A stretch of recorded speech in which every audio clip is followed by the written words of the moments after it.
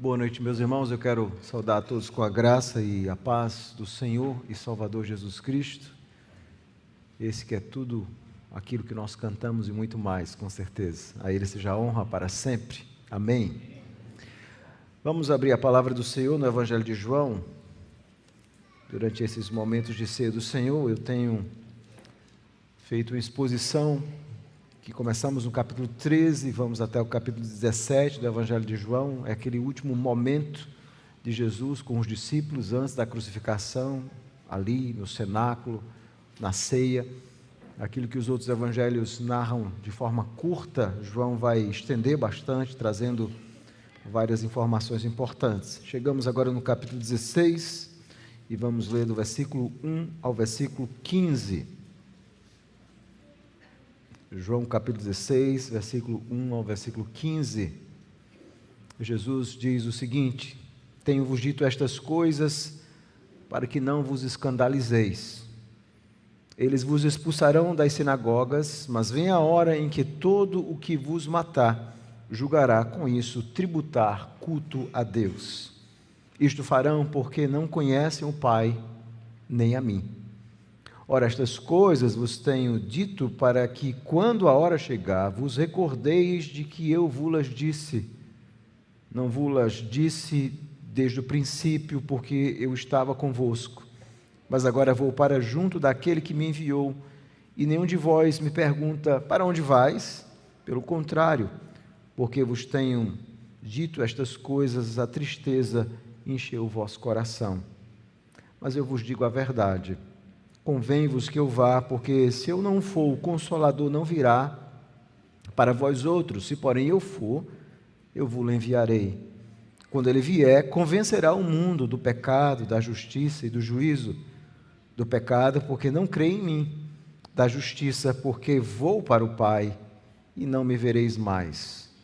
Do juízo, porque o príncipe deste mundo já está julgado. Tenho ainda muito que vos dizer, mas vós não podeis suportar agora.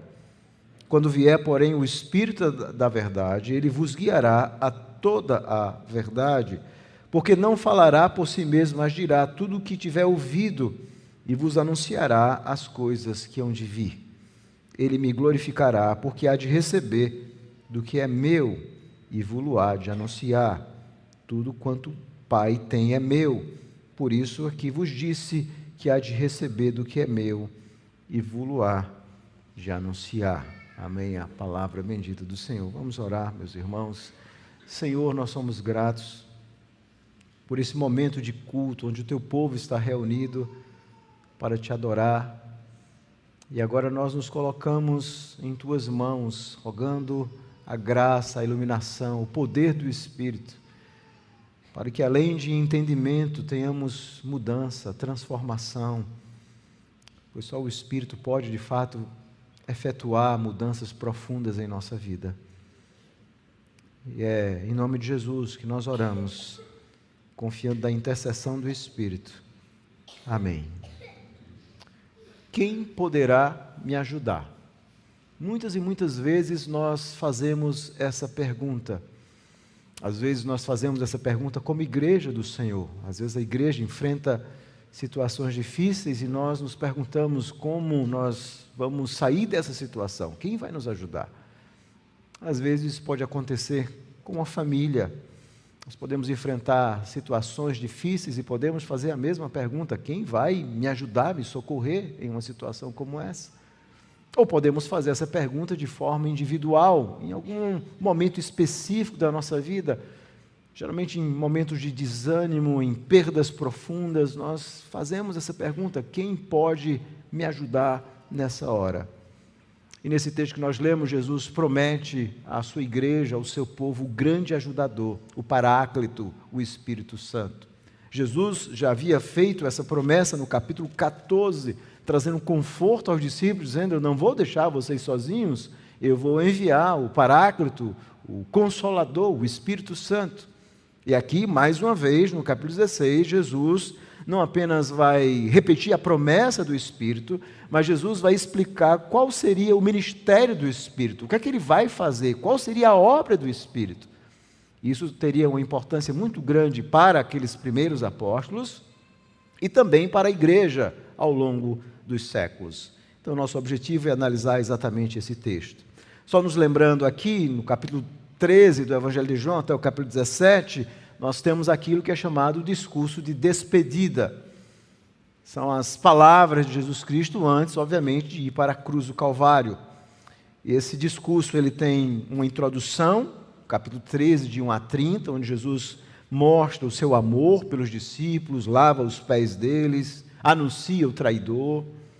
E depois nós temos o discurso de despedida propriamente dito, que começa no 13:31 e vai até 16:33. É um discurso onde tem várias partes, vários monólogos, onde Jesus fala bastante, algumas interações com os discípulos, algumas trocas de diálogos. E aqui nós temos um momento específico, dentro do contexto que nós vimos no capítulo 15, onde Jesus, no capítulo 15, ele diz que ele é a vinha de Deus.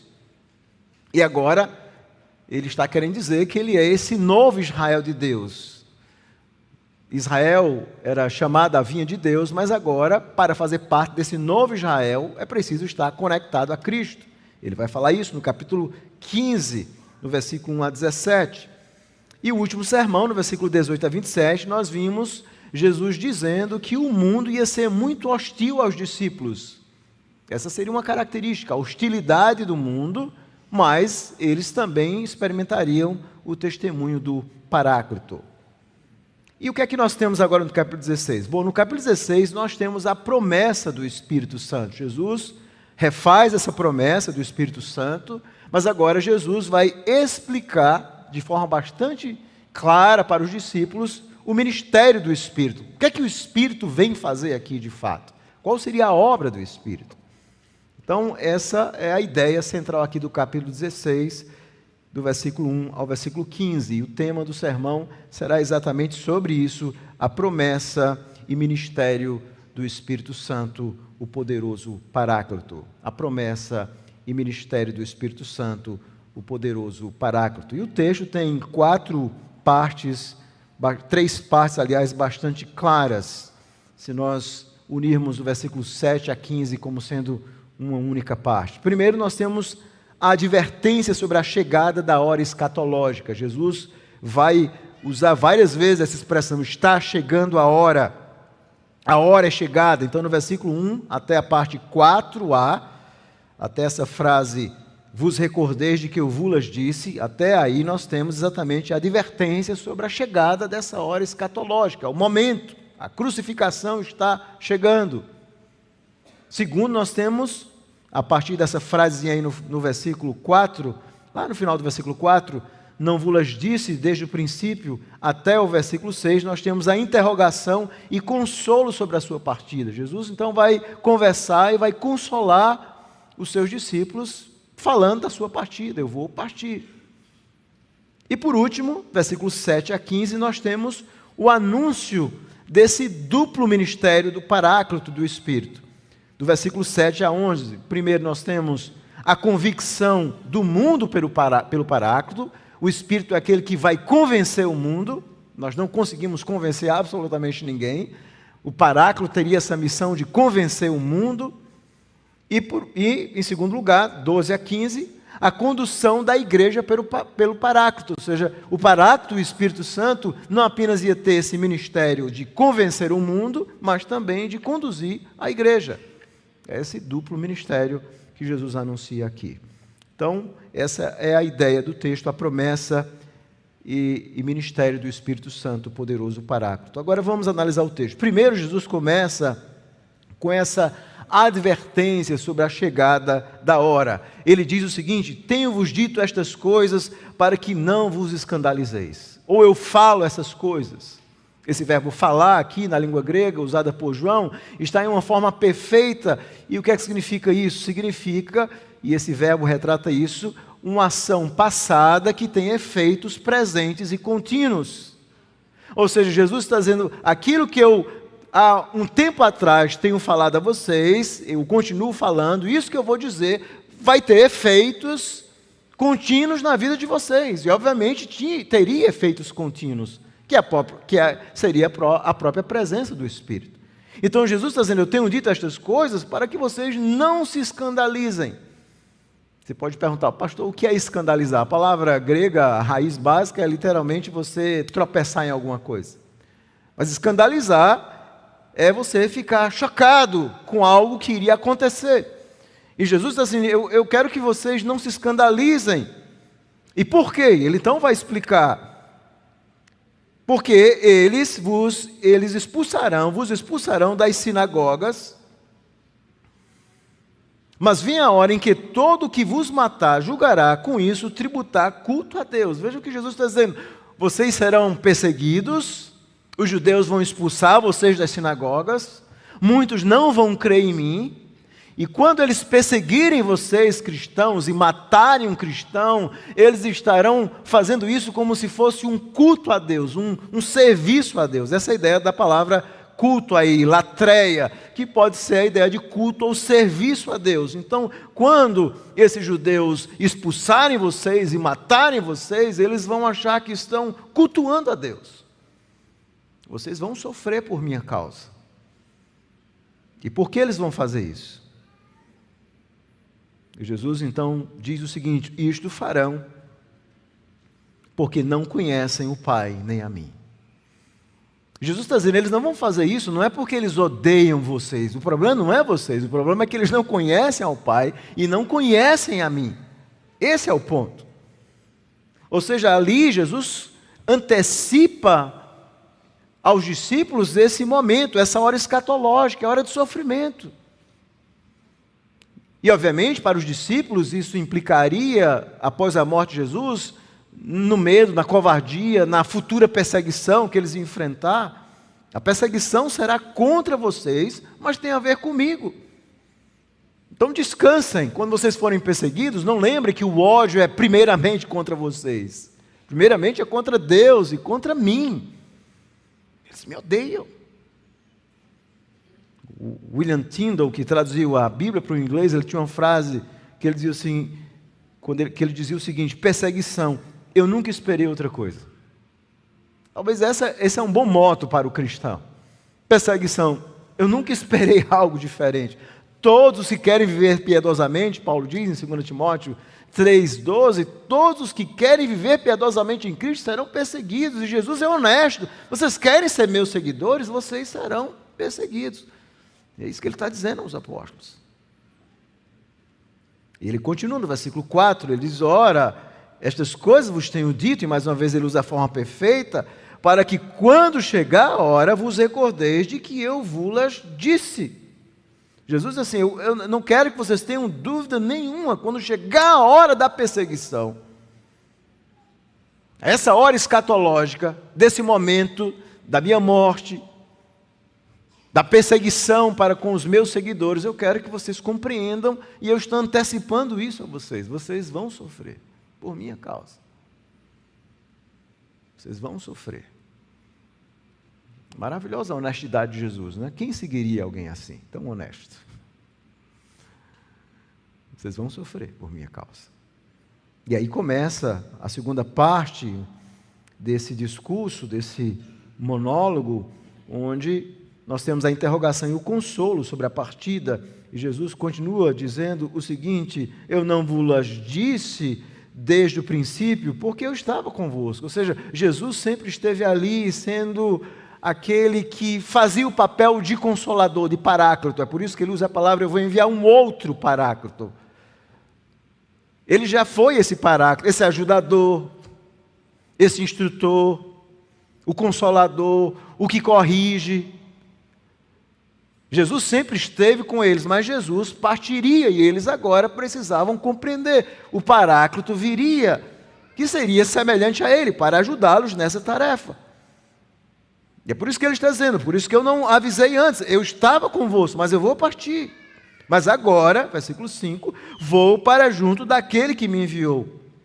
E nenhum de vós me pergunta para onde vais, o verbo grego que João usa aqui, literalmente a ideia de partir. Ninguém pergunta para onde você está partindo. Onde você vai, Jesus? Jesus já havia dito isso. Pelo contrário, versículo 6, porque vos tenho dito, mais uma vez de uma forma perfeita, o tempo todo Jesus estava falando da sua partida, porque vos tenho dito essas coisas, a tristeza encheu o vosso coração. Eles estavam profundamente tristes, e nós sabemos disso porque lá no capítulo 14, Jesus começa a dizer isso no versículo 1, não se turbe o vosso coração, não se atemorize. Jesus está preparando eles para a partida, eles estão compreendendo que algo vai acontecer. Obviamente, nesse ponto, eles não têm uma compreensão profunda da morte de Jesus, da sua própria ressurreição, mas o tempo todo Jesus está preparando, e eu sei que vocês estão tristes, porque eu vou partir. E essa palavra que João usa aqui para tristeza é um estado de infelicidade, de tristeza profunda. Jesus diz, eu sei que vocês estão profundamente tristes. No cenáculo, apesar de ser um momento de alegria, onde Jesus estava com os discípulos, Jesus percebe a tristeza no coração deles. Eles percebem que algo vai acontecer. O seu Salvador está preparando eles. Eu vou partir. Eu vou partir. Ele está partindo. E era difícil para eles entenderem que Jesus estava fazendo isso para o próprio bem deles. É difícil nós, às vezes, entendermos uma ação de Deus que aparentemente não faz muito sentido para nós, para a nossa existência momentânea, de que aquilo era para o bem deles. Por que ir embora agora? Jesus percebe a tristeza está no coração, porque Jesus não havia dito isso antes. Agora era a hora, vai chegar. E é por isso que é dentro desse contexto, então, que a partir do versículo 7, Jesus começa a anunciar o Paráclito. Jesus, eu vou embora, mas vocês não vão estar sozinhos. Ele já havia feito essa promessa. Eu vou enviar alguém poderoso. E aqui, a partir do versículo 7 a 15, nós temos esse anúncio do duplo ministério do Espírito. Primeiro, Jesus mostra, do versículo 7 a 11, que o Espírito iria fazer esse trabalho de convicção. Ele vai convencer o mundo de algumas coisas. Algo que eles não poderiam fazer. Os discípulos, eles não teriam poder de convencer alguém. Mas eles teriam uma força poderosa com eles, o Paráclito. Versículo 7 a 11. E no versículo 12 a 15, o Paráclito também ia conduzir a igreja. Versículo 7 diz o seguinte: mas eu vos digo a verdade, convém-vos que eu vá, porque se eu não for, o Consolador não virá para vós outros. Se porém eu for, eu vos enviarei. Era preciso que Jesus fosse para que o Consolador viesse. A palavra Consolador, na língua grega, é a palavra Paráclito. Jesus já havia prometido o Paráclito. Se você volte um pouco no capítulo 14, versículo 16, quando ele diz assim: eu rogarei ao Pai, e Ele vos dará outro Consolador, a fim de que esteja para sempre convosco. E a palavra Paráclito, na língua grega, que é traduzida aqui por Consolador, ela tem um sentido muito amplo. Ela tinha um sentido legal. Geralmente os conselheiros eram chamados de paráclitos, alguém que tinha uma qualificação. É por isso que em 1 João capítulo 2, versículo 1, essa palavra é traduzida por advogado. Mas um paráclito seria um auxiliador, um intercessor, um conselheiro, um encorajador. Era alguém multitarefa que ajudaria você em várias áreas da sua vida. Geralmente nós pensamos em consolador apenas no sentido do Espírito quando nós estamos tristes, mas isso é uma visão muito reducionista do Paráclito.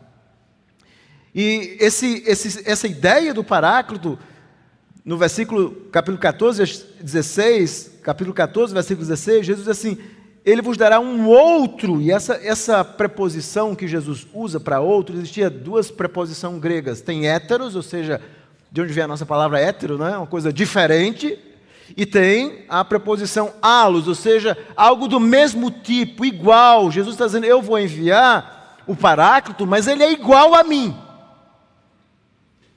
Não é alguém diferente de mim.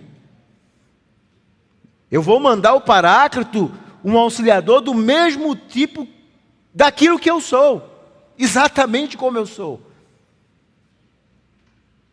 E o Espírito sempre esteve no próprio ministério de Jesus como sendo esse Paráclito. Mas a diferença, por que esse Paráclito era tão importante, Jesus vai explicar isso no capítulo 14, versículo 16, eu já fiz a exposição, você pode ouvir esse sermão depois, mas esse Paráclito, ele não estaria como Jesus no meio deles. Jesus, em seu estado de humilhação, como Deus homem, era uma presença física, como Deus homem, estando ali no meio dos discípulos. Mas agora o Paráclito estaria dentro deles. Ou seja, Jesus estava partindo, mas agora, mediante o Paráclito, a própria Trindade Santa, o Pai, o Filho e o Espírito Santo, morariam dentro deles, estariam para sempre com eles. Jesus não viveria mais no meio deles, mas Jesus viveria dentro deles. E é por isso que ele faz essa promessa do Paráclito. Vocês têm uma ajuda na terra, o Paráclito vai estar dentro de vocês. E Jesus, como Deus homem, estaria sentado à direita de Deus, também como Paráclito. Nós vimos isso no sermão de domingo à noite. Nosso tradutor usa a palavra advogado, Jesus é o nosso advogado, ali é a mesma palavra para Paráclito. Nós temos um Paráclito, o Espírito, onde Cristo, mediante ele, está dentro de nós, e nós temos um Paráclito sentado à direita de Deus, o Deus homem que intercede por nós. Jesus está explicando a importância desse Paráclito. Então agora vamos focar no versículo 7, quando ele diz assim: quando ele vier, então, o que é que o Espírito Santo ia fazer? Qual seria a obra? Primeiro, a convicção do mundo pelo Paráclito. Aqui Jesus usa uma figura de linguagem que nós chamamos de prosapodoses, onde Jesus fornece a explicação e vai repetir. Observe que ele diz, no versículo 8, quando ele vier, convencerá o mundo do pecado, da justiça e do juízo. E depois ele explica, do pecado, porque não crê em mim, da justiça, porque vou para o Pai, não me vereis mais, do juízo, porque o príncipe deste mundo já está julgado. Era uma figura retórica, onde você fala algo e depois você volta explicando. É isso que Jesus está fazendo aqui. Uma série de ideias que são explicadas e justificadas uma por uma. E Jesus vai explicar a obra do Paráclito. Então, a primeira coisa, quando nós vamos interpretar a Bíblia, há dois erros muito claros que nós geralmente cometemos. Primeiro é o anacronismo, é quando você lê a Bíblia interpretando à luz de conceitos modernos. Nós erramos, muitas pessoas erram bastante quando interpretam a Bíblia assim. O segundo erro é o que nós chamamos de descontextualização, é quando você lê as Escrituras descontextualizadas, achando que isso tem a ver diretamente conosco, sem entendermos o contexto. Então, isso que Jesus está dizendo, em primeiro lugar, tinha a ver diretamente com os apóstolos.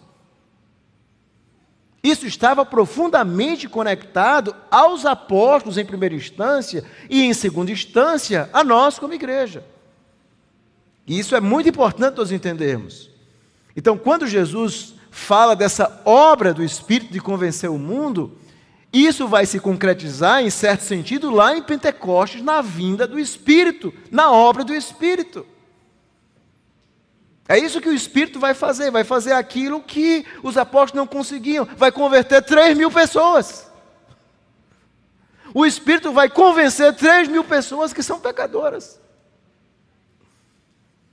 Obviamente, essa obra de convencimento do Espírito continua hoje também.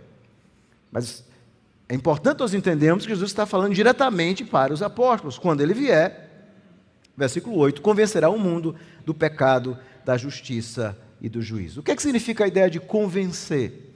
Bom, essa palavra convencer, na língua grega, ela tem 4 sentidos básicos. Primeiro, a ideia de você examinar ou analisar algo cuidadosamente. Então, essa palavra era usada no sentido de expor. Segundo, essa palavra tinha o significado de levar uma pessoa a reconhecer um erro, convencer alguém de que ele, de fato, está errado de alguma coisa. Terceiro, expressar também uma forte desaprovação pela ação de alguém, repreender, corrigir. Quarto, penalizar por um erro, punir, disciplinar. Então, qual o significado aqui? Obviamente que nós não podemos ter 4 significados ao mesmo tempo, não? Todo texto, cada palavra vai ter o significado delimitado pelo contexto. Então é óbvio aqui que a ideia de convencer tem a ver com levar as pessoas a reconhecerem o seu erro. Então Jesus está dizendo, olha, a primeira obra do Paráclito vai ser convencer o mundo. Aquilo que vocês não podem fazer, vocês estão sendo perseguidos, eles vão expulsar vocês, o mundo vai odiar vocês, e como é que vocês então vão interagir com esse mundo? Como é que vocês vão pregar, vão falar de mim para um mundo que odeia vocês? Como é que nós vamos evangelizar para um mundo que odeia Deus? E Jesus está dizendo, não se preocupem não, eu estou mandando um superpoder para vocês, Paráclito. Não será vocês.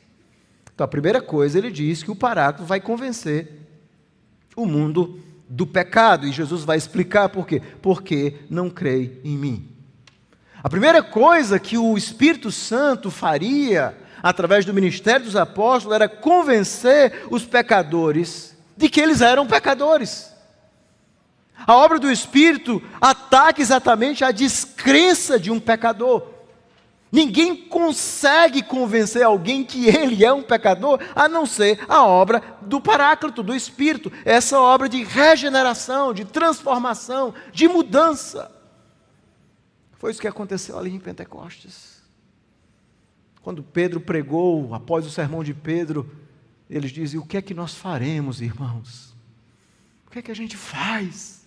E ele então, arrependam-se e creiam em Jesus Cristo. Essa é a obra do Paráclito, de convencer como Jesus do pecado, porque não crê em mim. Ninguém pode crer em Jesus a não ser que isso seja uma obra feita pelo Espírito Santo. O Evangelho descreve alguém como estando morto em delitos e pecados. É por isso que essas técnicas pragmáticas, o Evangelho arminiano, que leva os homens a levantarem as mãos e acham que alguém levantou a mão e ele já é uma pessoa transformada, na verdade está trazendo muitas vezes pessoas ímpias para dentro da igreja. Eu não estou dizendo que Deus, em sua infinita misericórdia, não pode ter coadunado a sua conversão com essa forma equivocada que você se dessa metodologia equivocada, e Deus ter usado isso. Mas nós nunca vamos encontrar na história da igreja os apóstolos fazendo apelo. Desafio alguém que me mostre um texto bíblico onde os apóstolos pedem para as pessoas levantarem as mãos. E por que a igreja nunca fez isso? Porque a igreja compreendeu que o homem está morto, que conversão é um milagre que só Deus pode fazer, que conversão é uma mudança profunda, e que quando o Espírito converte o pecador, você não precisa de técnicas, porque o próprio Espírito vai mudar a vida dele. É por isso que Paulo ensina isso lá em Tito. Abra a sua Bíblia rapidamente, depois nós voltamos aqui para João capítulo 16. Em Tito, vamos ler rapidamente esse texto, a carta do apóstolo Paulo a Tito, quando ele diz o seguinte, no capítulo 3, versículo 5, não por obras de justiça praticadas por nós, mas segundo sua misericórdia, ele nos salvou mediante o lavar regenerador e renovador do Espírito. Regenerar o quê? É dar vida ao que está morto. O mundo e um pecador sem Cristo, se você está aqui nessa noite, não um cristão, você é uma pessoa morta, você é um moribundo. Aliás, o moribundo está vivo, né? É um morto mesmo. Está morto. Está completamente morto. E você não consegue, você não tem força para voltar-se para Deus. Você precisa que o Espírito dê vida. É isso que Jesus promete em João capítulo 3. O Espírito sopra onde quer. Ninguém sabe para onde ele vem, nem para onde ele vai. Ninguém sabe quem ele converte, quando ele chama. É uma obra de Deus a conversão. E Jesus está dizendo, é o Paráclito que vai convencer do pecado. Ninguém crê em Jesus se o Espírito Santo não fizer isso. precisa levar essa pessoa a reconhecer que ele está errado. O Espírito ataca essa descrença, faz com que o homem perceba a santidade de Deus, a sua pecaminosidade e a necessidade de um Salvador. Faz com que o homem se veja um tolo diante de um Deus santo, um imundo diante de um Deus perfeito.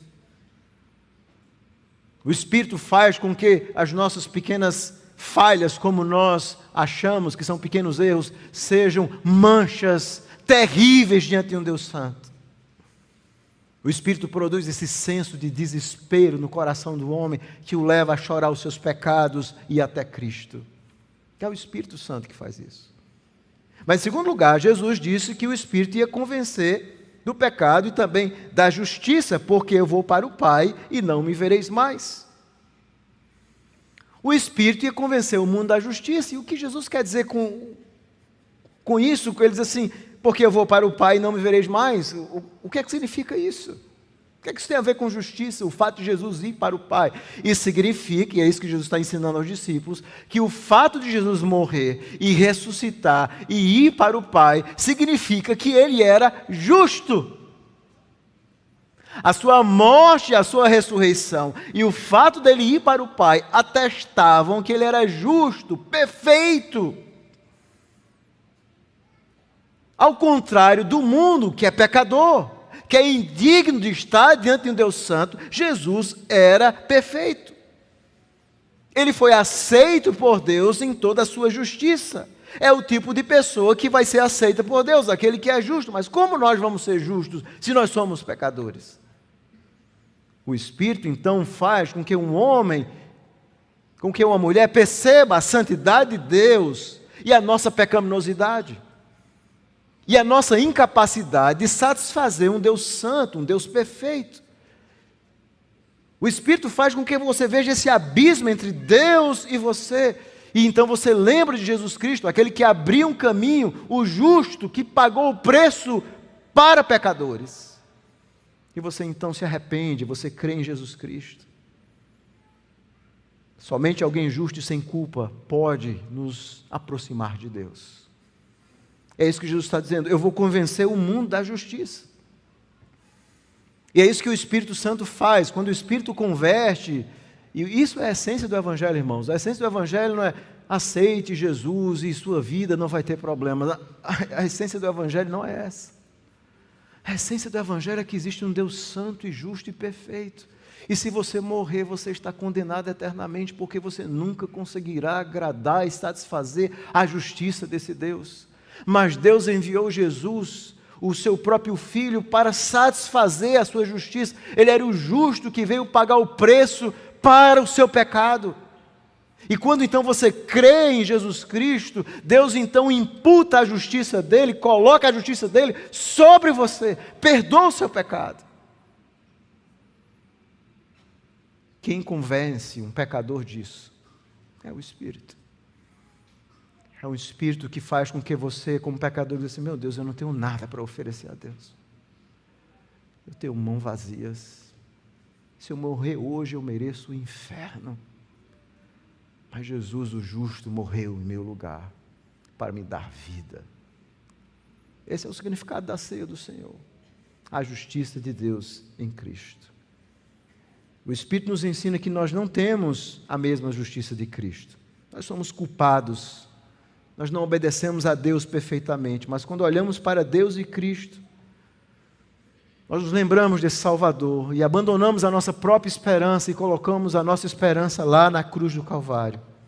E nos lembramos daquilo que Paulo diz em Filipenses 3:9, quando ele diz que ele precisava da justiça que não vinha da lei, mas da justiça de Cristo. É essa justiça que nós precisamos em nossa vida. É uma salvação onde nós compreendemos que nós não podemos satisfazer um Deus justo. E Jesus diz, é o Espírito que vai fazer isso. E é por isso que eu vou para o Pai. Mas em terceiro lugar ele diz que o Espírito ia convencer o mundo do juízo. Quem vai convencer alguém do juízo de Deus? As pessoas dizem, bom, eu posso pecar, eu posso viver como eu quero, e nada vai acontecer. Não é assim que as pessoas pensam. Eu vou morrer, e o pior que pode acontecer é eu morrer e morreu, acabou. Não acontece nada. Não tem nada depois dessa vida. Jesus disse que o Espírito vinha convencer do juízo. E por quê? Veja a razão que Jesus diz. Porque o príncipe deste mundo já está julgado. Você diz, o que é que isso tem a ver? Bom, o que Jesus está usando aqui é a exemplificação. Através da sua morte, Deus estava julgando Satanás, aquele que trouxe a rebelião no mundo, aquele que fez com que Adão e Eva pecassem no sentido de ser o tentador. E agora, Jesus está dizendo que Satanás está sendo julgado, na cruz do Calvário ele está sendo julgado. Aquela promessa de Gênesis 3,15 está sendo cumprida, a cabeça da serpente está sendo esmagada. O príncipe do mundo está julgado. A promessa que Deus disse a Satanás, eu vou esmagar a sua cabeça. Jesus está dizendo assim, o Espírito vai mostrar isso ao mundo. Deus é justo, da mesma forma que Ele puniu Satanás, o rebelde, o pai dos rebeldes, Ele vai punir você, se você for rebelde contra Deus. É o Espírito que faz isso. É o Espírito que faz com que o homem tema o juízo de Deus, a ira de Deus, a indignação de Deus. É o Espírito que faz com que um homem lembre uma mulher da justiça de um Deus que sempre pune o pecado, como puniu Satanás. Irá puni-lo eternamente na segunda vinda de Cristo. Quem convence? Se você falar do juízo de Deus para alguém, ele vai rir na sua cara. Juízo de Deus? Não, Deus é amor. Isso não existe. Juízo. Esse é o evangelho dos nossos dias. Do Deus inclusivista. Obviamente Deus é amor. Essa é uma característica, um atributo de Deus. Mas na mesma proporção que Deus é amor, Ele é justiça, Ele é ira, Ele é bondade, Ele é santidade. Deus é um Deus completo. E Jesus está dizendo que o Espírito ia convencer. Essa é a obra do Espírito. O Espírito ia convencer da justiça, do pecado, da justiça e do juízo. Essa é uma obra que nós não podemos fazer. É por isso que a única coisa que Deus requer de mim, de você, irmãos, e é isso que Jesus está ensinando aos apóstolos, vocês só precisam pregar. Vocês não precisam usar técnicas, vocês não precisam usar metodologias pragmáticas. Vocês não precisam fazer alguma coisa para induzir as pessoas à conversão. Talvez um momento emocional. Talvez um fundo musical. O poder que vai mudar pecadores não vem de vocês. É do Espírito Santo. E é por isso que Jesus diz uma coisa aos discípulos e aos apóstolos. O que é que ele diz? Preguem. É só isso. Não tem mais nada, irmãos. Você prega e Deus faz o resto. Os apóstolos viveram na época do mundo do teatro. Já existia tudo isso. O mundo greco-romano. O mundo dos esportistas, das competições. Qual a única coisa que você vai ver eles fazendo em Atos? Pregando. Esse é o meio. Prega a palavra. Quer seja oportuno, quer não, como Paulo diz. Essa é a missão da igreja. Essa era a missão deles. E o Espírito faz isso lá em Pentecostes. E ao longo do livro de Atos, esse poder que está com os apóstolos de convencer o mundo é aquilo que a igreja tem hoje pela palavra.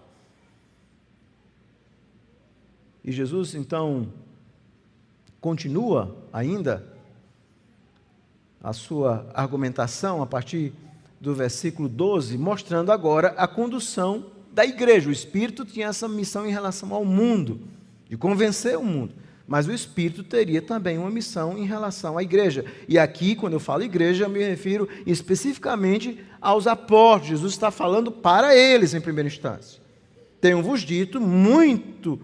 Tenho ainda muito o que vos dizer, mas ainda não podeis suportar agora. Vocês não estão prontos ainda. Havia muitas coisas que Jesus ainda ia ensinar, e que o Espírito fez isso através dos apóstolos, por exemplo, o livro de Apocalipse, e quantas outras doutrinas sobre o fim dos tempos. Muitas coisas, eles não estavam prontos ainda. Mas o Espírito ia fazer isso. É isso que Jesus está dizendo. Vocês não podem suportar ainda tudo que eu tenho a ensinar. Quando vier, porém, o Espírito da verdade, ele, em primeiro lugar, ele vos guiará a toda a verdade. A primeira coisa é que o Espírito ele vai guiar vocês na verdade, em tudo aquilo que eu ensinei. E ele continua, porque não falará por si mesmo, mas dirá tudo o que tiver ouvido e vos anunciará as coisas que hão de vir. Veja essa missão do Espírito. Primeiro, ele guiaria os apóstolos na verdade, lembrando as palavras de Jesus. Jesus, inclusive, diz isso anteriormente. O Espírito vai lembrar vocês, e é por isso que nós temos o Evangelho, os Evangelhos, irmãos. Nós temos os Evangelhos como exatamente essa memória do Espírito na mente dos apóstolos, daquilo que Jesus fez.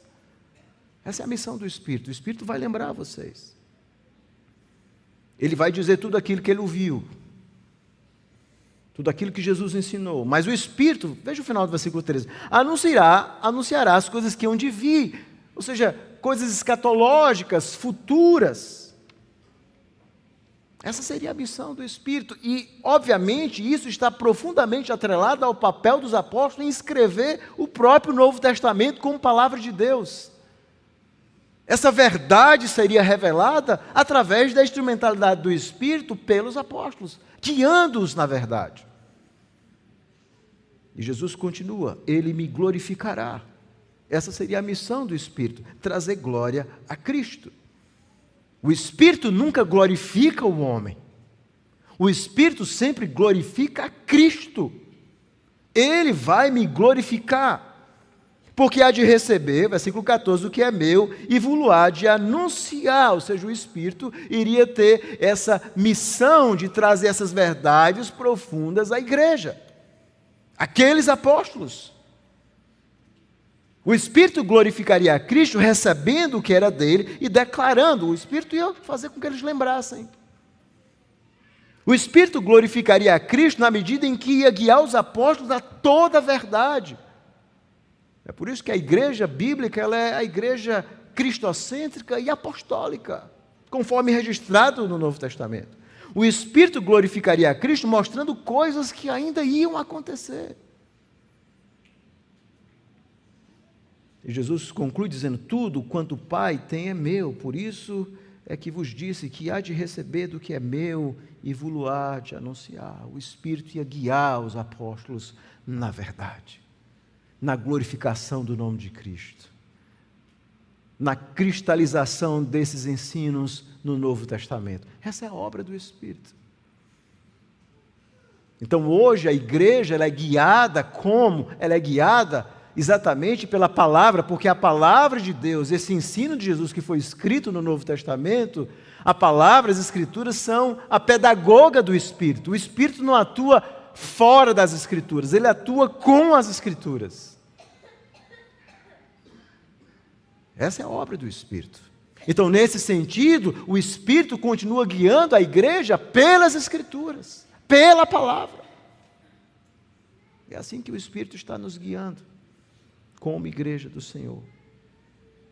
O Espírito é aquele que convence o mundo, mas é o companheiro da igreja. É o seu companheiro em vários momentos na sua vida, quando você lê as Escrituras e você percebe o Espírito falando a você pela palavra. É o poder do Espírito de guiar a igreja em toda a verdade. O Espírito é esse convencedor verdadeiro e companheiro verdadeiro. O Espírito vai dizer ao mundo o que o mundo não quer ouvir, que ele está condenado, que ele é injusto e que ele experimentará o juízo de Deus. A mensagem do Espírito para o mundo, para os pecadores, não é uma mensagem de um coach desenvolvendo as potencialidades dos pecadores. É mostrando que eles estão condenados e indo para o inferno. E só quem escuta uma mensagem dessa e ainda é transformado por ela é alguém que é tocado pelo Espírito. Essa é a missão da igreja. Pregar uma mensagem impossível para pessoas quererem ouvir. Profundamente não atrativa. Mas é a mensagem da vida eterna. É a mensagem que dá vida a pecadores. Há uma história de um famoso assaltante de banco chamado Jorge Rodrigues.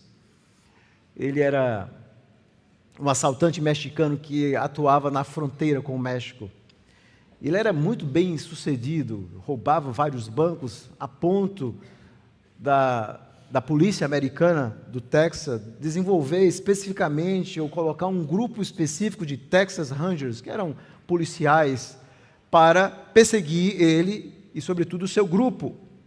E uma tarde, um policial viu esse Jorge, que deve ser Jorge, né, em espanhol, mexicano, viu ele então cruzando o rio, e o policial então foi no encalço desse Jorge.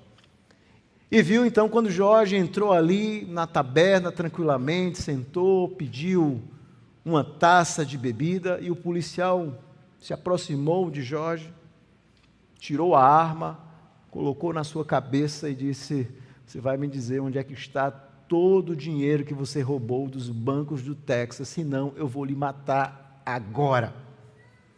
E Jorge ficou apavorado. Só que tinha um problema. O policial falava inglês e não falava espanhol. E Jorge só falava espanhol e não falava inglês. Eles não estavam entendendo nada. E Jorge, desesperado, pedindo pela vida, e o policial: onde está o dinheiro? Eu vou matar você. E aí alguém que estava próximo viu, percebeu aquela cena. E se apresentou ao policial e disse: eu sou bilíngue, vou ajudar. E aí começou a traduzir, a fazer aquela tradução. E o policial perguntou, e ele então traduziu para Jorge, e Jorge disse assim: pelo amor de Deus, eu vou dizer onde é que está o dinheiro. O dinheiro está naquele poço.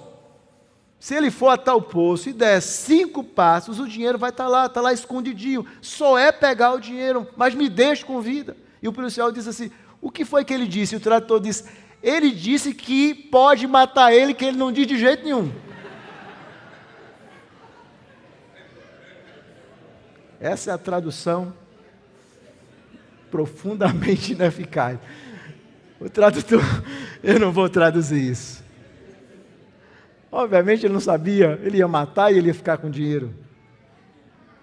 E aqui essa ilustração, que tem esse tom engraçado, mas tem uma lição interessante para nós. É que nós sempre precisamos desse tradutor perfeito. Nós precisamos desse tradutor. E é exatamente isso. Pecadores precisam do Espírito. O mundo precisa do Espírito, por quê? Porque só o Espírito diz a verdade. A igreja tem a verdade, o Evangelho é a verdade, e nós precisamos proclamar a verdade. Só a igreja pode traduzir para o mundo a mensagem de quem Deus é, do real estado do homem, do Evangelho, da necessidade de Cristo. Só nós podemos fazer isso, irmãos. Só nós temos esse bilinguismo celestial para anunciar ao mundo a realidade. Descrentes precisam de alguém que diga o estado deles. Mas o Espírito também é aquele que nos ajuda. Paulo diz que nós nem sabemos orar como convém, mas o Espírito intercede por nós com gemidos inexprimíveis, sem som. O Espírito é aquele que leva as nossas orações não como nós queremos, que guia a nossa vida não como nós queremos, mas Ele é o verdadeiro tradutor divino em conduzir a nossa vida de formas que muitas vezes nós achamos que está errada, mas que está certa. O Espírito vai fazendo isso. Só o Espírito convence o mundo da sua falha. Mas os crentes precisam também do Espírito para nos guiar, para traduzir as verdades de Deus. Às vezes nós estamos em um caminho errado. E o Espírito, pela palavra, precisa nos ensinar o caminho verdadeiro. O Espírito precisa dizer a você que você está errado, que o seu pensamento está errado, que o seu desespero está errado, que a sua aflição que está errada, que a esperança em Deus e em Cristo. O Espírito faz isso pela palavra, o tempo todo. Não como um tradutor falho, mas como um tradutor verdadeiro. Dizendo as verdades que nós precisamos ouvir, nos guiando. Então as aplicações são claras aqui. A inimizade do mundo contra os cristãos E esse é um princípio que Jesus ensina aqui. Não importa o sistema que você vive, o mundo nunca vai amar os cristãos. Jesus já disse isso. Porque nós, como cristãos, denunciamos o pecado que há no mundo, independente do sistema político, sistema de governo. O alvo da igreja é denunciar exatamente o pecado, não importa a sua forma. Mas nós aprendemos aqui que o maior poder, o único poder que pode transformar o mundo é o Espírito, só o Espírito pode fazer isso. E às vezes você tem familiares, pessoas, amigos que você fala, que você diz, que você convida para a igreja, e às vezes a gente acha que realmente algo vai acontecer, por melhor que sejam os seus argumentos, você não consegue mudar nem a alma de um mosquito. Se é que eles têm. Com certeza não tem. Nós não podemos fazer isso. Mas nós podemos confiar no poder do Espírito enquanto falamos, e orar, e interceder. Fora do Espírito, o mundo nunca vai entender as realidades espirituais. Não há regeneração, não há conversão, não há mudança. E quanto a nós, não há serviço verdadeiro, não há vida cristã verdadeira sem o Espírito. Só o Espírito pode mudar a nossa vida, militar contra a nossa natureza. Então, se nós queremos ver a igreja crescer, nós devemos orar por esse poder. Nós precisamos de algo que está além de nós. Nós precisamos dessa dependência, dessa vida, desse enchimento do Espírito para produzir o fruto do amor, da bondade, da benignidade, da mansidão, do domínio próprio. O Espírito vai fazer em você o que você não consegue fazer em você. Guiá-lo à verdade, a respeito dos seus erros. Ele está nos convencendo, nos transformando. A igreja deve viver, então, na dependência do Espírito, sendo guiada pela sua palavra. Essa é uma lição poderosa desse texto. O Espírito é o grande companheiro da igreja. Nós vivemos na dependência dele, nós pregamos a sua palavra, nós buscamos a ele em oração. É ele que regenera, é ele que ilumina, é ele que faz com que o estudo da palavra desça ao nosso coração, ele que nos consola nas horas difíceis da nossa alma. Esse mundo quebrado e difícil, nós precisamos dessa obra do Espírito, porque muitas vezes nós vamos dizer: quem pode me socorrer? E a resposta é: eu tenho um poderoso Consolador que mora dentro de mim. Ele pode me ajudar nas horas negras da alma, nos momentos difíceis da minha vida. E se você olhar a sua vida, a sua história como cristão, você vai lembrar de momentos onde você disse: agora foi o fim, cheguei no fim, cheguei no poço, no fundo do poço, nem tem mais fundo. Mas o Espírito começa a arrancar você dali, trazer esperança para você, trazer esperança àqueles que não têm esperança. É Ele que pode te ajudar. Você, eu, a igreja, nós temos um poderoso, glorioso Paráclito. E é por isso que precisamos nos encher dele. Busque o enchimento. Se deixe encher, como Paulo diz em Efésios 5,18, pela presença do Espírito. Cultive a vida espiritual, sua vida de oração, de jejum, se você é um crente verdadeiro, de leitura, de meditação da palavra, de frequentar o culto, de participar dos sacramentos, da ceia do Senhor. Cultive a sua vida espiritual. Se você aqui, nessa noite, não é um cristão, se arrependa, há esperança para você. Eu não posso mudar você, eu não posso convencer você, mas o Espírito pode. Ele pode mudar o seu coração. Ele pode produzir um santo desespero na sua alma, para que você vá até Cristo e você tenha vida e vida em abundância. Como ele disse: eu vim para que tenham vida e vida em abundância. Que Deus aplique a sua palavra no nosso coração, meus irmãos. Vamos orar. Bendito Deus, nós louvamos e exaltamos o teu nome, Senhor. Tu és o Deus santo, vivo e verdadeiro, e não há outro como o Senhor. E como teu povo, nós reconhecemos a nossa total dependência do Espírito. Precisamos da palavra, precisamos ser guiados. Precisamos que o Espírito milite contra a nossa natureza velha, humana. Precisamos que Ele nos guie como igreja, como famílias, como Teu povo. Vivemos dias difíceis e precisamos da direção do Teu Espírito sobre a nossa vida. Nós já temos a bússola, que é a palavra, mas precisamos ir até ela. Precisamos ter a coragem para anunciar, para testemunhar o Evangelho de Cristo, confiando não em nosso poder, mas no poder do Espírito. Senhor, nesse momento de ser do Senhor, nos faz lembrar que o Senhor está conosco. Mas essa lembrança precisa ser apenas não na nossa mente, apenas em nosso coração, que o nosso coração venha arder. Nos faz lembrar daquele momento no caminho de Emaús, onde aqueles homens estavam ali conversando com o Senhor, e depois, quando o Senhor parte, ele diz assim: não nos ardia o coração enquanto ele conversava. E às vezes nós estamos aqui no culto, na igreja, participando dos sacramentos, mas o nosso coração não arde na presença do Senhor. Nosso coração precisa arder na presença do Senhor. Precisamos ser fervorosos de espírito, como diz a Tua palavra, te servindo. Talvez existam pessoas aqui frias espiritualmente, pessoas que já não têm uma comunhão que tinham antes com o Senhor, que têm deixado que o pecado, a frieza, a apatia espiritual tomem conta da sua alma. Tem misericórdia, meu Deus.